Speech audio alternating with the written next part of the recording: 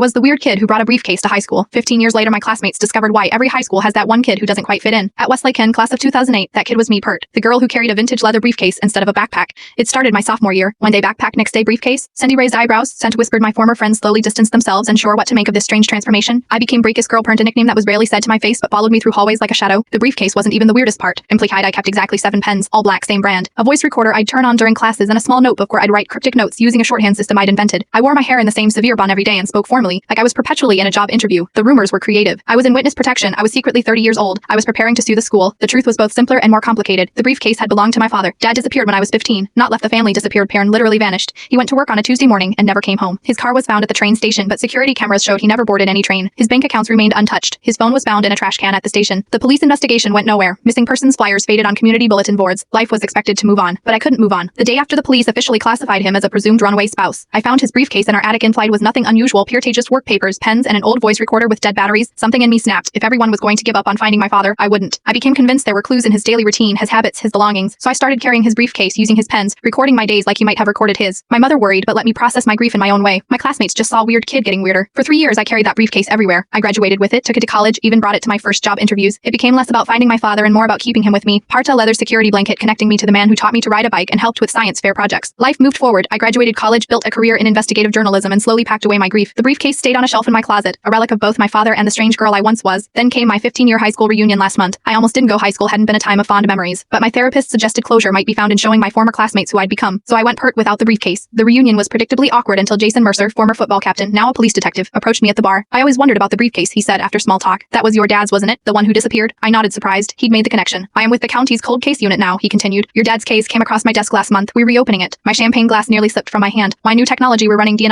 We're running DNA from his personal effects against unidentified remains found in neighboring states. And he hesitated. A similar disappearance happened a month before. Your dad's a financial controller at a competing firm. Same scenario, parent car at train station. Never boarded, phone in trash. The room seemed to tilt. For 15 years I'd carried the assumption that my father had abandoned us. Now standing by a sad buffet table under crepe paper decorations, that narrative was unraveling. We think both men may have uncovered something at their companies, Jason continued. Something worth silencing them for. 3 days later I found myself sitting in a cold case unit conference room. My father's briefcase open on the table. Forensic technicians had found microscopic blood traces inside. Perished blood that wasn't his. The voice recorder, which I'd never managed to get working, was being analyzed by tech experts. Last week they extracted audio. The recording was mostly mundane work notes, but in the final entry my father's voice part a sound I hadn't heard in 15 years. Parn said, meeting with Wilson confirmed. KQ documentation of all transactions. This ends tomorrow. The investigation is ongoing. I can't share more details, but for the first time in 15 years I have something I'd lost along with my father. Hope. Yesterday I received a Facebook message from Tietman Moore, who had been among the most vicious about my weird phase in high school. I just heard about your dad's case being reopened, she wrote. I feel terrible about how we treated you. We thought you were just being strange for attention. None of us realized you were just a kid trying to hold on to your dad the only way you knew how. I carried a briefcase through high school not because I was weird, but because I was broken. Sometimes the strangest behaviors make perfect sense when you know the whole story.